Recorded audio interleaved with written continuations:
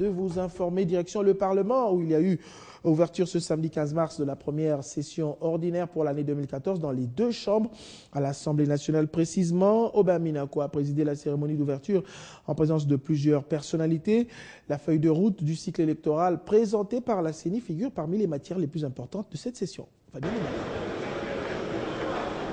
Léon Kengo Adondo, le président du Sénat, et plusieurs membres du gouvernement, les autorités judiciaires, les ambassadeurs et chefs des missions diplomatiques accrédités en République démocratique du Congo, ainsi que quelques députés français, membres du groupe d'amitié franco-congolais. Le moment est de par la tradition solennelle.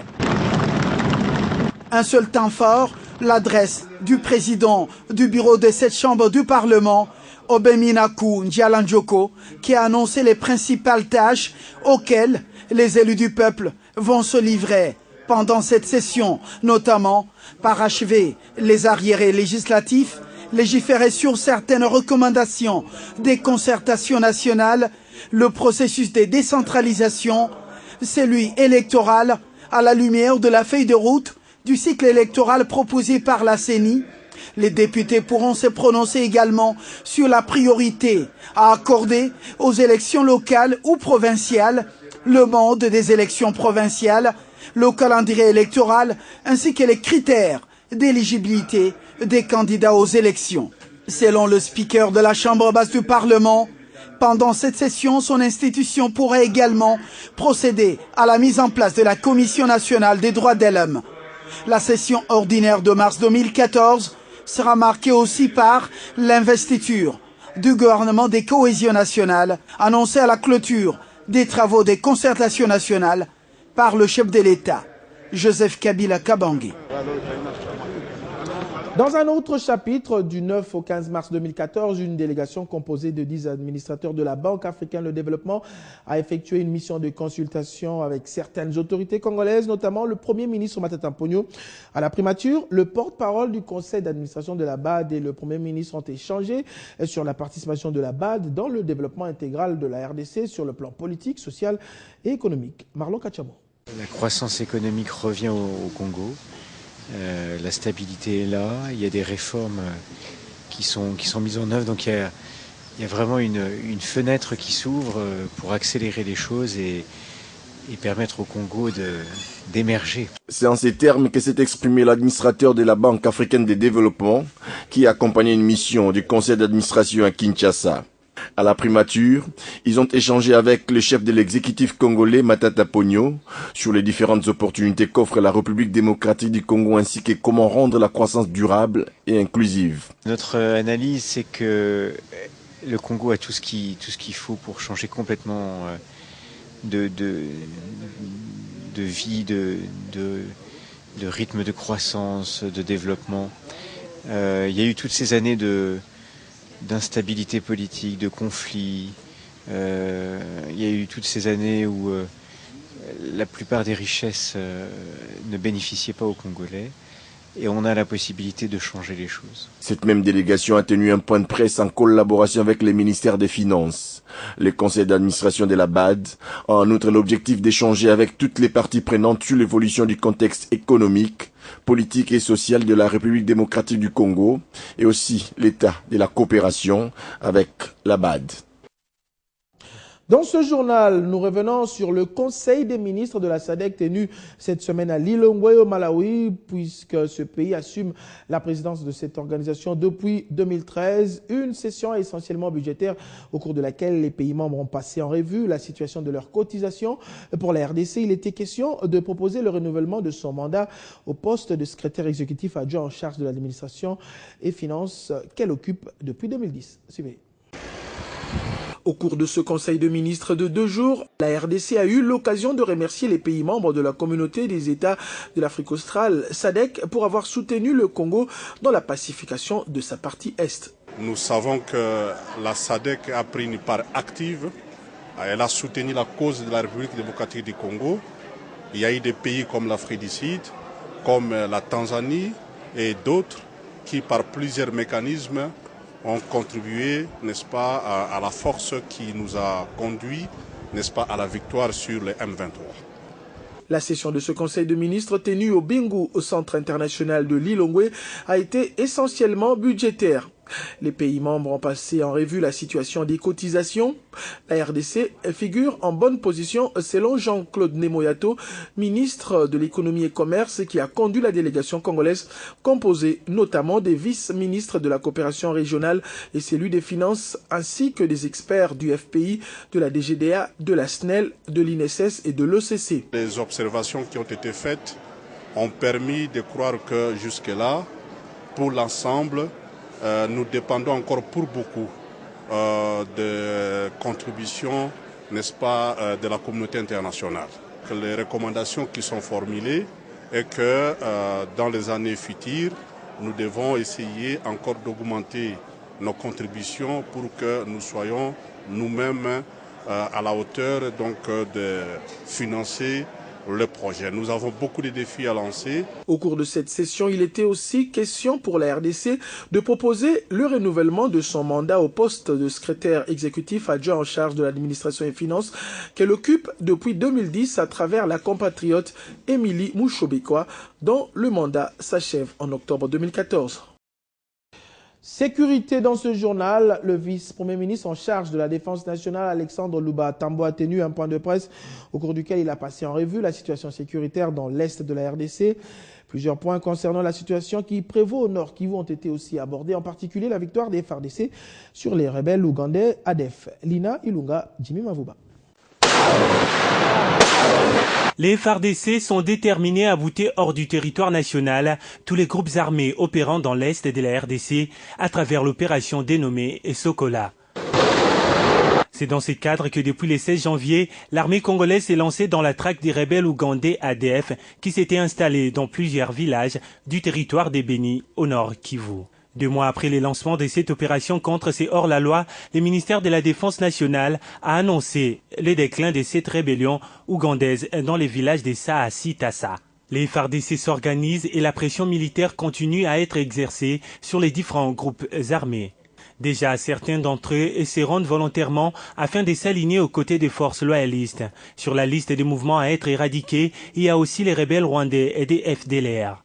Le gouvernement congolais appelle ainsi tous les pays signataires de l'accord cadre d'Addis Abeba à pouvoir respecter les principes de cet accord afin d'appuyer la sécurité dans la région. Je l'annonçais en titre, le gouverneur de la province de l'Équateur, Louis-Alphonse Koyagalo, a regagné ce samedi sa province après environ 6 mois d'absence passés en Afrique du Sud en raison de son état de santé. Le retour du gouverneur élu de l'Équateur intervient à un moment où la province peine toujours à redécoller. C'est dans ce cadre que nous recevons d'ailleurs sur ce plateau Patrick Nkanga, acteur politique et membre cadre également du PPRD. Bienvenue sur ce plateau. Merci, monsieur Patrick. Alors, plusieurs analystes s'accordent à dire que l'Équateur souffre d'un manque de leadership à sa tête. Est-ce que ce retour va changer quelque chose? Avant que nous allions dans le vif du sujet, il est d'abord important de saluer le retour du gouverneur Koyagalo, une reprise de fonction qui met fin à toutes les spéculations qui ont miné son départ en Afrique du Sud, son retour et son séjour à Kinshasa. C'est aussi l'occasion pour que les ressortissants de l'Équateur saluent l'attention particulière dont a fait montre le président de la République, qui a manifesté d'un intérêt particulier lorsque le gouverneur a eu un petit souci de santé. Et il nous revient de saluer cette marque d'attention. S'il faut parler maintenant d'un problème de leadership, ce n'est pas forcément qu'on doit reposer le problème sur le problème de leadership.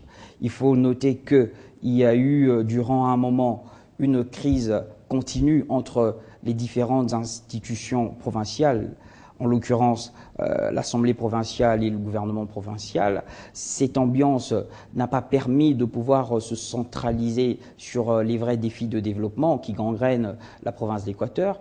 Et c'est ce qui a même prévalu que le président de la République s'investisse personnellement en désignant M. Koyagalo comme candidat gouverneur parce que, ayant le caractère de quelqu'un de consensuel et qui peut bien faire prévaloir une cohésion au sein de la province. Ce n'est pas l'avis de tout le monde, puisqu'on a toujours dit que l'Équateur a besoin d'un pacificateur, d'un conciliateur. Est-ce qu'il a ce profil, lui, Alphonse Koyagalo? Je pense que le choix du président de la République a été un choix judicieux. Nous avons vu comment est-ce que le gouverneur actuel de l'Équateur a pu gérer la majorité présidentielle. Et lorsqu'il a même pu assurer l'intérim de la primature, c'est quelqu'un qui a un caractère consensuel, et nous pensons, et tous les dignifices de l'Équateur le pensent, que M. Koyagalo est à même d'apporter beaucoup de consensualisme au sein de la province et une forte cohésion. Alors, cette province qui peine à redécoller, on l'a dit tout à l'heure, quels sont les défis qui l'attendent, justement les priorités, il faut le dire, qui n'a pas réellement eu le temps de travailler? Les défis pour la province de l'Équateur sont énormes. Nous ne pouvons pas, dans le temps qui nous est imparti, les énumérer de manière exhaustive. Mais il fallait d'abord que nous ayons une certaine accalmie, une certaine cohésion au sein de la province, un certain fonctionnement qui soit digne de ce nom entre les institutions provinciales. Ce n'est que après cette stabilisation que nous pouvons maintenant travailler pour le développement de la province de l'Équateur. Merci beaucoup Patrick Nkanga, acteur politique et cadre du PPRD. Merci d'avoir accepté cette invitation. Merci. Dans la province de l'Équateur, toujours dans les jours à venir, les routes nationales numéro 6 et 23 sur les tronçons Akula, Gemena, Boyabo, Libenge et Boyabo Zongo seront réhabilités et aménagés. Le gouvernement congolais, représenté justement, a signé avec l'entreprise tchèque PK Orita un contrat à ce sujet. Les détails avec Jean-Marie et Kazambo. C'est une cérémonie à laquelle on assiste souvent à chaque signature de contrat entre gouvernement et ses partenaires, mais celle-ci revêt un sens assez particulier.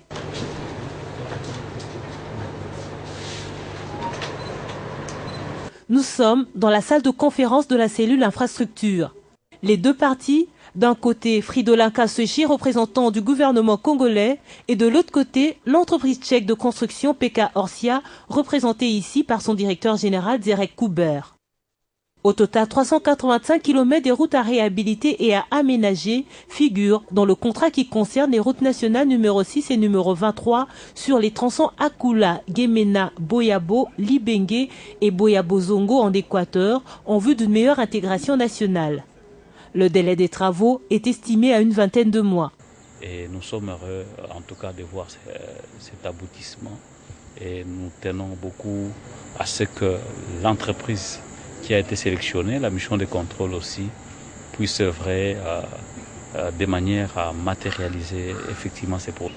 Un pays aussi vaste comme notre pays, il faut impérativement des infrastructures de base et une certaine connectivité entre différents pôles des croissance.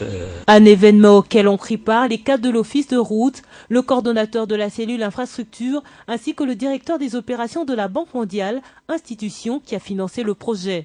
À l'heureux bénéficiaire du marché, le ministre a insisté sur les sérieux à y mettre et la qualité attendue des travaux, car avant PK Orsia, une entreprise chinoise avait écopé d'un carton rouge faute de négligence. Direction le Bas-Congo où les éléments de la police provinciale ont été appelés à plus de rigueur. C'est au cours d'une réunion qu'a organisé le commissaire provincial de la police, le général Patience Mouchidiave. Une occasion pour lui de tracer les grandes lignes sur ce que doit être le comportement des policiers vis-à-vis de la population. Suivez. Il a fallu un temps d'observation pour s'enquérir de la situation sécuritaire de la province du Bas-Congo. Et un mois d'observation a suffi pour le commissaire provincial du Bas-Congo, Mouchidiave, de s'enquérir de la situation que vit la population. C'est dans ce sens que s'inscrit sa tournée d'inspection des districts de police. La première étape de sa tournée, la ville de Boma, qui est aussi première capitale de la République démocratique du Congo. Discipline et plus d'efficacité, c'est les messages apportés aux éléments de la police et des sanctions seront appliquées en l'encontre des récalcitrants.